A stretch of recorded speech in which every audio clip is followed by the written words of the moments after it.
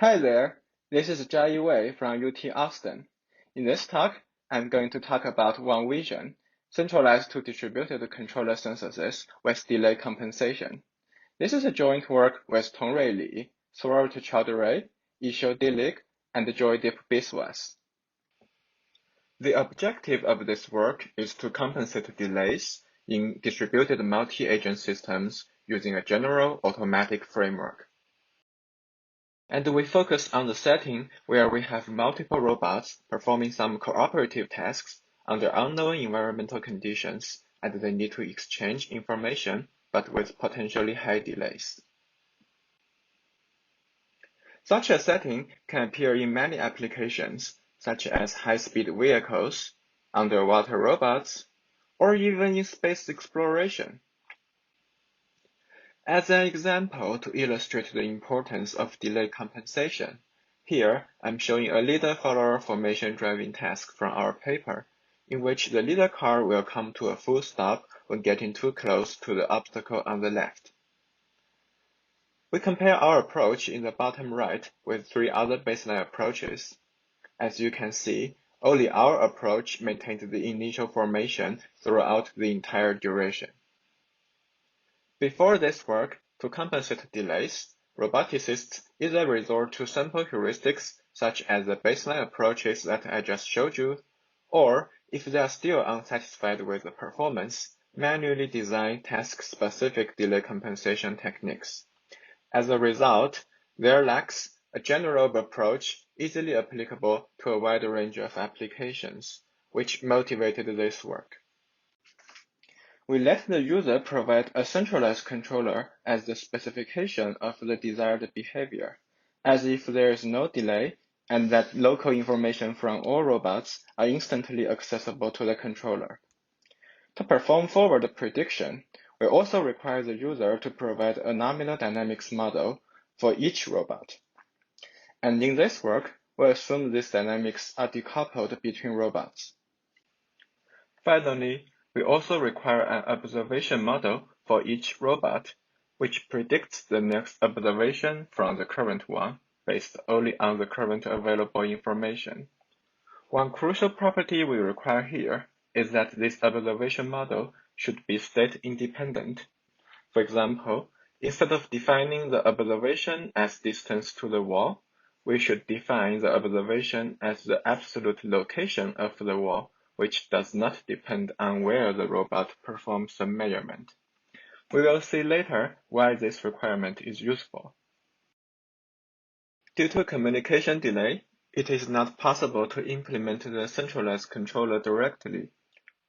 Once it's converted into the corresponding distributed controllers, their behavior will inevitably be different. Hence, we need to first define a loss metric to measure the degree of such discrepancy. A seemingly obvious choice is to define the loss as the difference between the respective actions output by the distributed controllers and the centralized controller. And this was indeed the initial approach we took, but we quickly ran into a problem caused by infinite recursion. To see this, consider how robot 1 computes its action, U1. In order to compute the same action that the centralized controller would have computed, robot 1 needs to know not only its own state x1, but also the other robot's current state x2. But x2 is not available due to communication delay, so it has to be forward predicted from its previous values, which in turn requires predicting robot 2's action at the last time step. To predict U2, similarly, robot 1 would need to not only predict x2, which may require its own recursion, but also to predict how robot 2 would have predicted x1. Note that here I'm using the superscript notation to indicate that this is robot 1's prediction of another prediction made by robot 2. This is necessary because in this case, it doesn't matter what information robot 1 has about x1. U2 was computed using only robot 2's belief about x1 at that time step. We can continue this unrolling process to reach even deeper levels of recursion, resulting in an exponentially larger computation graph at each level. To escape this infinite recursion, we took a different approach and minimized a regret loss instead. The main idea is to define an ideal fleet trajectory, here shown as x1 star and x2 star, from all locally measured observations and disturbances. And because we assume the observations are state independent, we can always compute a unique ideal fleet trajectory retrospectively using the recorded local observations and disturbances from the true fleet trajectory. We can then define the loss as the accumulated difference between the two trajectories. To optimize this loss, our algorithm performs two stages of operations at every time step. I'm going to describe these two stages from the viewpoint of robot 1. In the first stage, denote the communication delay as D. Robot 1 first reconstructs the ideal fleet trajectory up until now minus D. This is always possible because all the required local information has already been received by robot 1 by this time. Then, for some prediction horizon H, robot 1 then tries to forward predict the ideal trajectory, here denoted as x1 and x2 tilde, using the nominal observation and dynamics models. In general, there will be some differences between this prediction and the ground truth due to external disturbances and observations. But our analysis shows that this error does not accumulate over time and will generally be bounded. In the second stage, robot 1 can then plan its future action sequence against the predicted ideal fleet trajectory by minimizing the total regret loss between x tilde and x hat within the horizon. In our implementation, we solve this optimization problem using gradient-based optimization techniques and rely on automatic differentiation to compute the loss gradient with respect to the decision variables. Note that for the sake of simplicity, I have omitted system delays in this presentation and focused entirely on communication delays. To learn how to handle system delays, please see our papers for the details. In our paper, we analyze our algorithm's closed-loop behavior in the special case of linear time-invariant dynamics and controller. We also assume that the centralized controller is stabilizing and that the prediction horizon H is sufficiently large.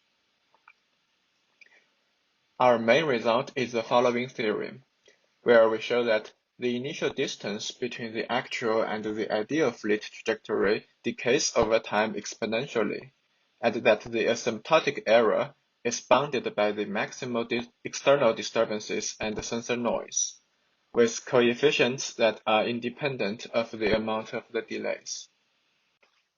We have implemented OneVision in Julia in about 2,000 lines of code, and we use LBFGS for all the numerical optimization. You can find our code on GitHub.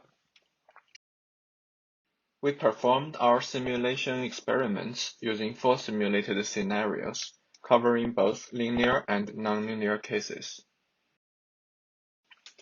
We also implemented the following 3 approaches for comparison, namely naive, which does no delay compensation at all, local, which compensates system delays only, and const.u, which compensates communication delays by assuming other agents' actions were held constant from their last broadcasted values. We summarize our simulation results using the following 2 tables. The first shows the logarithm of the regret loss we defined earlier, and the second shows performance measured using task-specific metrics such as the average deviation from the nominal formation positions. As you can see, OneVision consistently achieved the best performance in all 4 tasks in both tables. To better understand how OneVision's performance depends on different factors and parameters, we also performed a series of sensitivity analysis. We first changed the amount of communication delay to values ranging from 1 to 50 time steps, as opposed to the original 10 time step delay. The first two results confirm that in the case of linear dynamics, the performance indeed does not depend on the amount of delays.